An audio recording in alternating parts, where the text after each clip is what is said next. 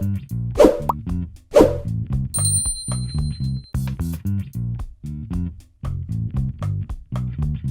yeah, now we're going to go on to our last question before we go to the newly added segment, passing the mic. Now, this question is a bit of a I wouldn't say necessarily a hard one, but obviously at this moment in time, things have changed regarding the COVID-19 restrictions in the UK, and I guess we're sort of in a bit of a middle place of where things could go. But I guess essentially, thinking long term, as we move past and move out of lockdowns and plan Bs and all of this, and we move towards, I guess, what the world was like before the pandemic, or we move to a more sense of normal. I guess my question for you, Asher, is: do you believe that there'll be a bigger emphasis on mental health and well-being? Seeing that there's been a lot of online working, long hours, things like that. Do you think mental health and well-being will take a main focus? Will there be a bigger emphasis?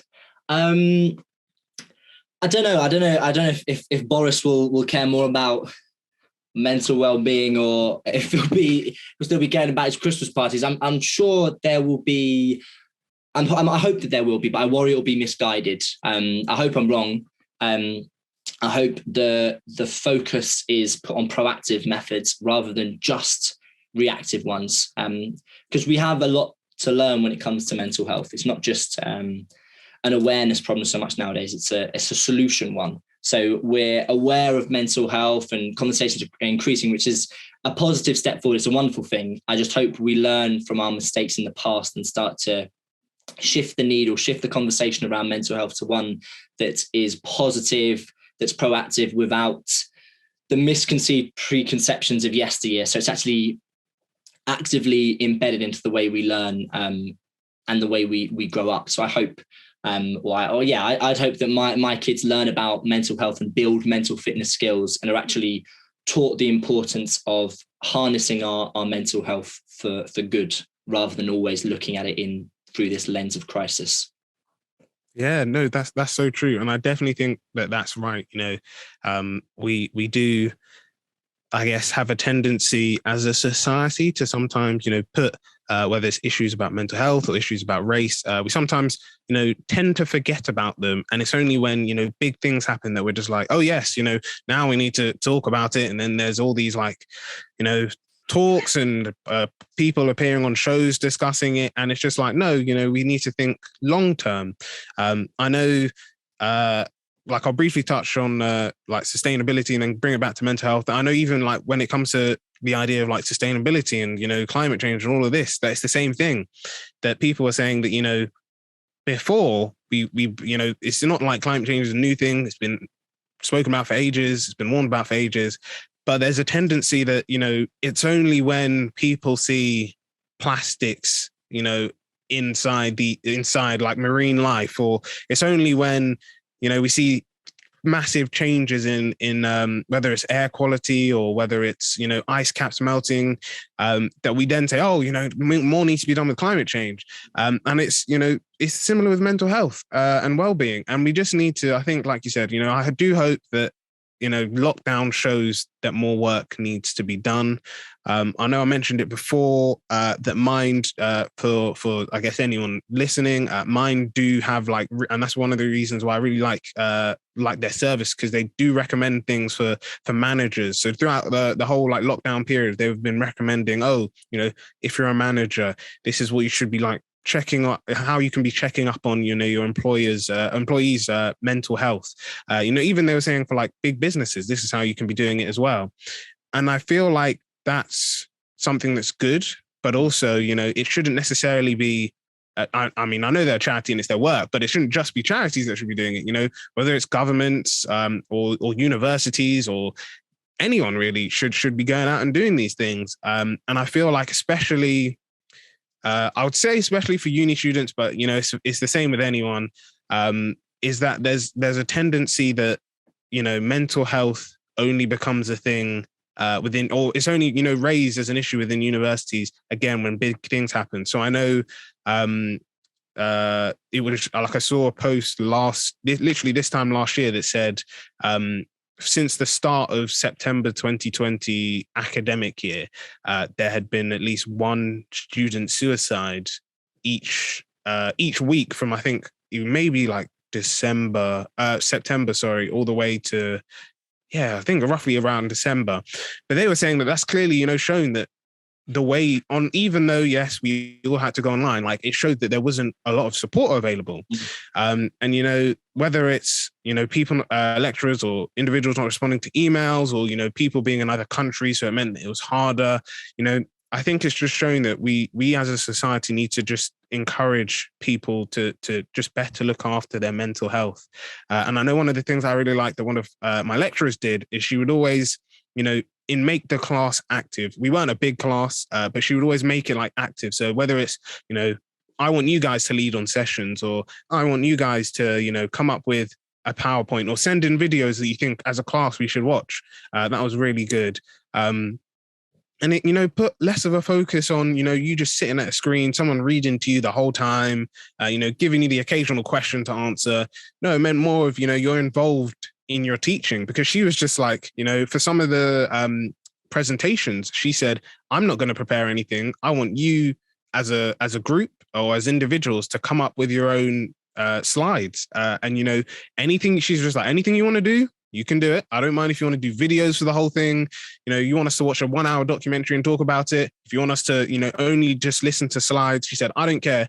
But the main thing you need to remember is these will be your lecture notes. So when people are looking to get, advice, they want to go back and review it, they'll be looking at your slides. So she said, just take that into account. And I think that was a really good thing to do, because it meant that as a group, we were able to, teach I guess others, but also learn a bit more ourselves on some of these issues. And I think that's the same thing when it comes to mental health, of getting students involved in the process. I know a lot of universities do have student reps, but involving them more. It shouldn't necessarily be a case of just when they're we have a meeting as a group, with lecturers and student reps, that issues get raised there. It should be a throughout the year process of, if there's an issue, and that's one of the things I really like about my master's, is that's the case. If there's been an issue, we've raised it with our head of course, and he's been active. He said, I'm sorry that this has happened, or I didn't even know this was, you guys were going through this. Thanks for letting me know. I've now worked on it and I've changed it. And I think that's something that whether it's universities or workplaces or whatever, could just benefit from, and don't forget, everyone, or most people, I should say rather, have been to universities, or have been, through the educational system, or have been, at lower places in a workplace. So just remember, what did you feel like when you were going through it? How did you feel like your mental health was? Did you feel like, if you were at a workplace, if you were a new starter, did you feel welcomed? If you didn't, how could you make your new starters and your team feel welcomed? If you're a lecturer and you're giving students, like just a presentation and you're reading off the whole slides, whether it's online or in person, how did you feel when lecturers were doing that to you? Just taking that into account just can really help you to, think about what you're doing. But on that note, actually, I just want to check. No, I thought you were going to say something.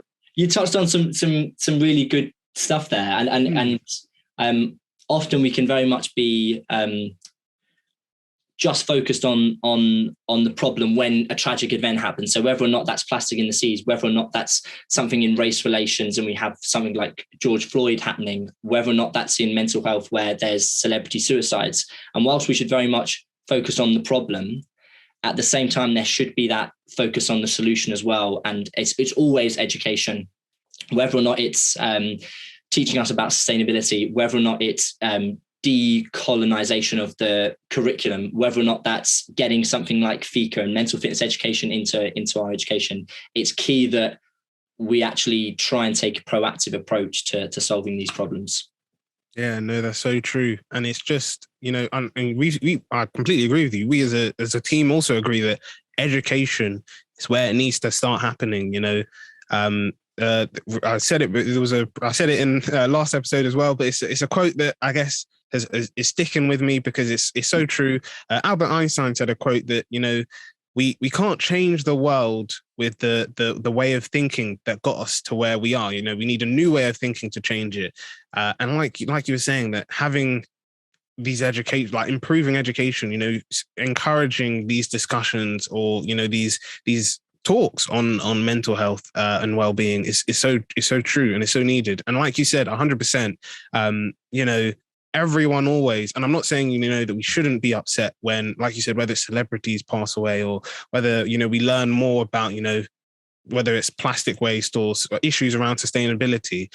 But if we keep seeing it, then that clearly means that something is wrong and we need to change it. And we can't just be like, oh, this is so sad that this has happened, this is really bad, and then just leave it until the next one.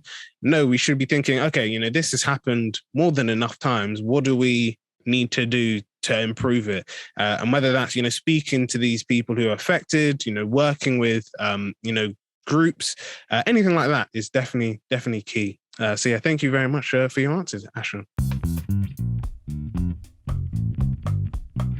So now we're going to go to our next segment, which is passing the mic. So as all of you know, this is our old question for us segment. We came up with an official name for it. And what I'm going to do now is I'm going to put myself in the hot seat. I'm going to hand over the mic to Asha virtually. And yeah, Asha will be able to ask me a question. So Asha, I'll pass over to you. Could you please ask the question that you've prepared for me today? Yeah, well, I'm answering you this question because I was asked this question earlier this week. And it got me thinking. So the question is, what do you wish you'd started doing a year ago? So yeah, this question, like you said, it really did get me thinking. So I've got two answers, and it's funny because they both kind of contradict each other. So I guess on one hand, if there was something that I wish I'd started this time last year, or I guess probably it wouldn't necessarily be start, but I guess develop more, is definitely so I use Duolingo, but I wish I'd done it like a lot more, because so I know like my whole family have been using it. I know friends have been using it as well, but it's one of those things. And I guess for anyone who doesn't know, it's a language learning app where you do like tasks. They're usually about like 5 minutes each. But they've really improved it. So they've added like stories for certain languages. And yeah, I think for me, it's one of those things where it's been really good to learn languages that I didn't know. So like I know I've been learning for myself Spanish, Mandarin, and Japanese. And literally, I know I was talking to someone about it before that I did Japanese for GCSE. So it's been really good to go back and like see some things and know, I guess, what I could do to improve. But on the other hand, I kind of have the mindset of, I guess, everything happens at the right time. And, even literally with the podcast, like I know that they're not here today, but even like everyone I met on the team, like we all met, I guess, at the right time because, we're all good friends. I might have seen these guys around on campus before and been like, oh, I've seen the person, but, I didn't know them. So yeah, I feel like it's one of those things where also sometimes things just line up when they need to. And I think that especially even the podcast itself, as a team, this all started from initiative to go and for myself to be the BME officer at Brunel, the student union at Brunel. And I didn't get that, but it led to me creating the podcast. And I feel like I've loved doing the podcast. I've really enjoyed, speaking to guest speakers like yourself, Asha, and all our previous guest speakers, and even just having these conversations, whether it's, ones like this, which are, I guess, a bit more, around serious topics, whether it's the fun stuff we've been doing, like the Never Have I Ever stuff we did a couple of months ago. It's been really good to like learn more about our speakers and individuals. And even I know that like there have been times, whether it's on the podcast or as a group, that we've, met we might have met someone, I don't know, like one of the guests, Yatunde, that we had in season 1. I met her, I think it was 2018 or 2019, because she was going to be the chair of the student assembly at Brunel, again at Brunel Student Union. And I didn't meet her again until this time earlier this year, to ask her to be on the podcast. It was literally that I saw that she attended this like civil engineering event, And I was just like, wow, I didn't know she does civil engineering. And, and then I looked at her LinkedIn page and saw, wow, she specializes in sustainability. It would be really good to have her on the show. While I do agree that sometimes, it is good to start some things, I guess, a bit earlier. Sometimes I do think that, things just line up perfectly, and you just have to, with certain things, you just have to accept that it might not have worked then, but it could work out in the future later on as well. So I guess that would be my, but that's why I said both of them kind of contradict. But yeah, that's my answer to your question, Asha. And I guess if you're happy to, I might throw it back at you. Is there anything that you wish you started a year earlier? I thought you might ask. I've not. I don't think I've got there yet with an answer, but I love your kind of your reasoning on destiny. Remember, it reminds me of, I was a big fan of Lost back in the day, and I'm of the same thinking sometimes, that actually things just do align. I thought about more functional things about just getting up earlier and trying to develop that as a healthy habit, which is something that I've got into probably the last 3 or 4 months, but I'm still not perfect on it. So that would have been a good thing to do.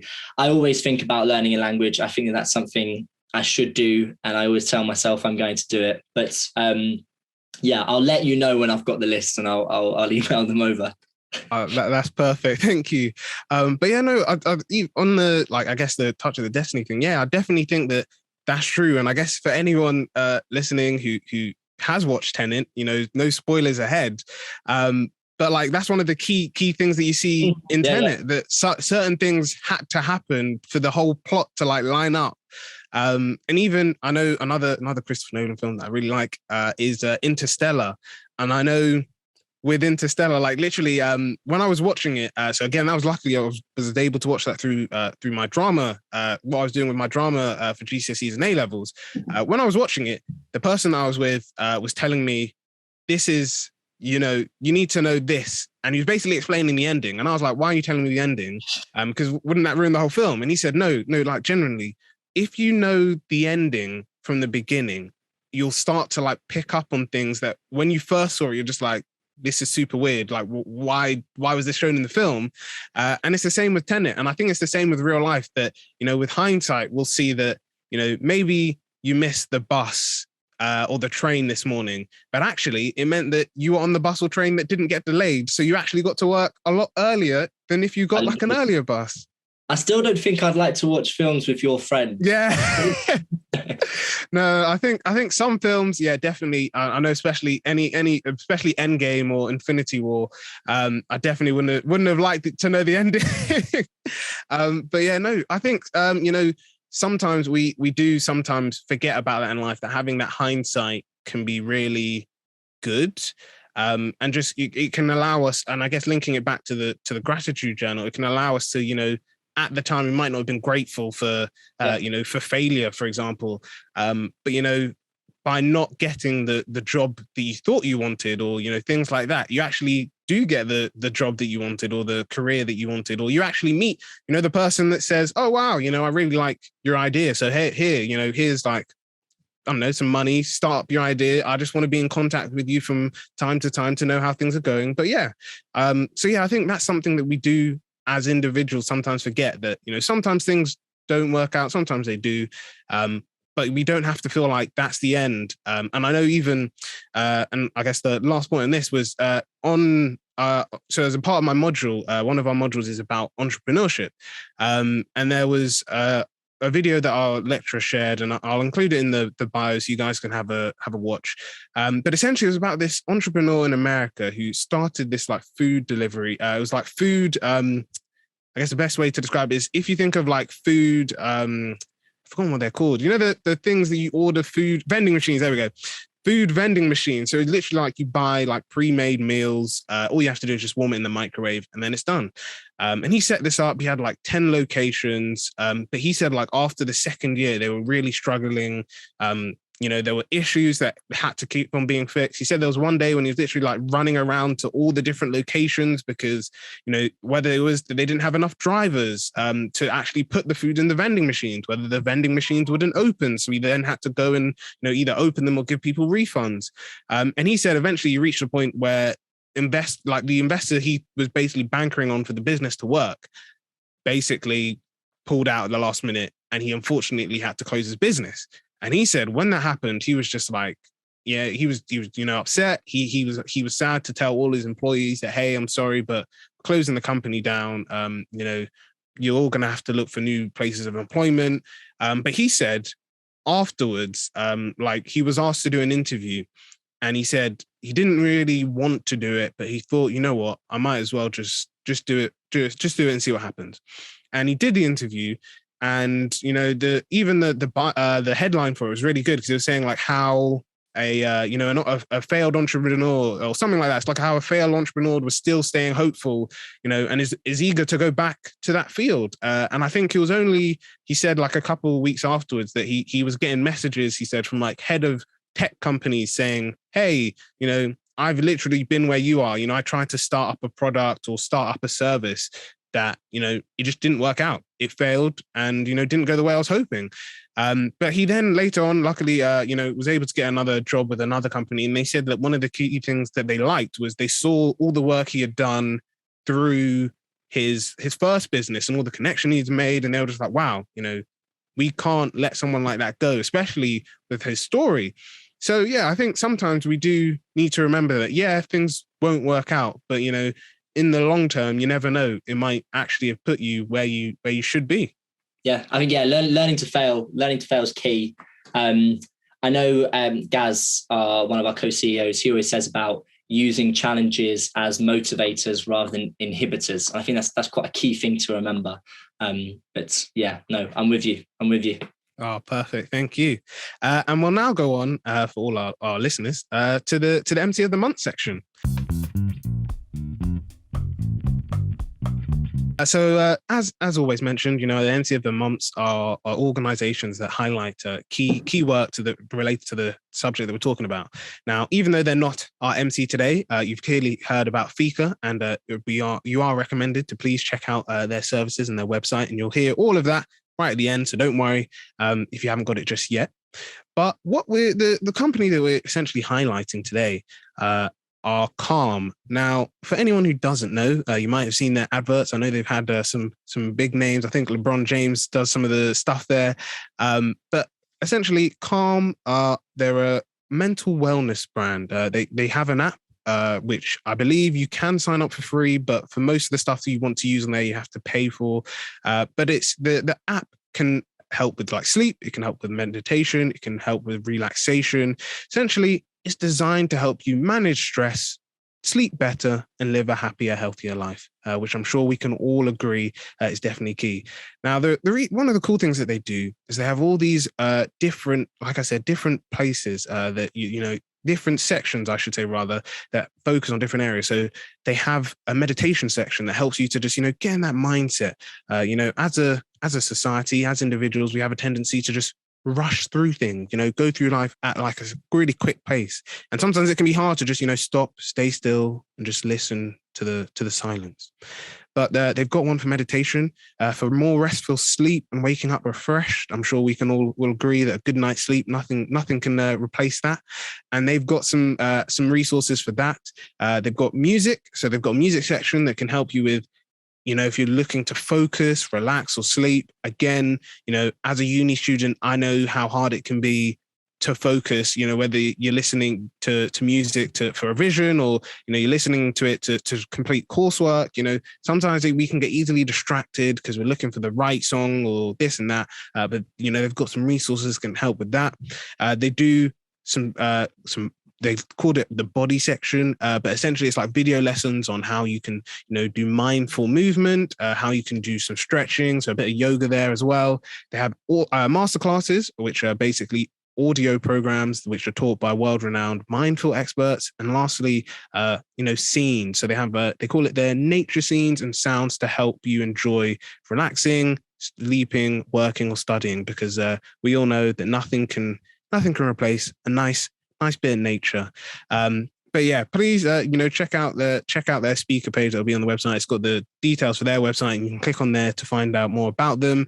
But I guess, again, linking to some of the stuff that Fika, both with the conversation with Asher, but also that they've highlighted here, going out to see a bit of nature. I mentioned before that it's a bit cold at the moment, so I've stopped doing it. But over the summer I did a lot of like I called it nature walks, but essentially it's like a mindful walk, just walking around, whether I was literally just like around my street, or whether it was just like walking.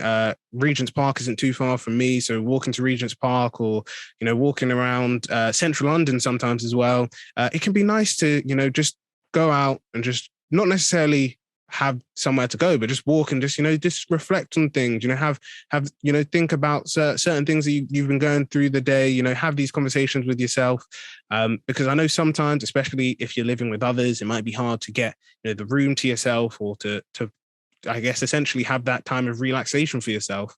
But yeah, going for these walks and just leaving music and headphones behind, or if you want to, you can. That can also be a huge help. But also, in addition to that, I know other things it's recommended. I saw someone post about it on Instagram, so that doesn't necessarily mean it's true. But essentially, they were saying that if you're really looking to like study, or you're looking for anything like that, they said like instrumental music, so music essentially with no vocals, no singing, no rapping, whatever, can be really good, because they were saying that you're not focused on the lyrics, you're literally just listening to the sound. And they recommended, and I found it useful, I don't know how useful it'll be for everyone else, they've recommended that gaming like soundtracks or movie soundtracks are really good, because they're designed to help you, focus on the scene, whether it's, I know me and my brother are huge fans of, what's his name? I've forgotten his, Hans Zimmer. There we go. Hans Zimmer, for Pirates of the Caribbean, he released a track called He's a Pirate, which is like really good. It's really like gets you in that mindset. I love gaming. I love, they did a Spider-Man game a couple of years ago. And I've been listening to that, and I've just created like an instrumental playlist. So whenever it comes to, whether I've got to focus, or, I'm, working on something and I just want something playing in the background. And, I've tried music, I've tried podcasts, I've tried like watching YouTube videos and just working on something else, and it's not feeling right. Listening to instrumentals is always key. So yeah, that's our MC for the month, and that's my bonus tip there as well. But yeah, we've now come to the end of the episode, and I just want to say a huge thanks to Asha and the Fika team for being on the podcast today. Asha, before we let you go, we just want to ask, where can people find more information about Fika? Whether they want to sign up, or they want to follow you guys. Where can they go to basically find you? So we're on socials. We'll be on LinkedIn and Instagram. But you guys as Brunel students have completely free access to Fika, to the full Fika app. So just on the App Store or the Play Store, just type in Fika Mental Fitness, and you'll find us. But yeah, thank you very much for having me on. It was very lovely chatting with you, Jeffrey. You are most welcome. It's been great it's a great conversation as always. It's been great to learn a bit more about you and Fika.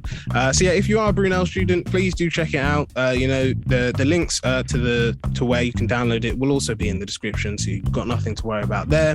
But yeah, please do make sure that you do check them out. You've heard some of the resources here. Maybe it might be beneficial to you, it might be beneficial to a friend.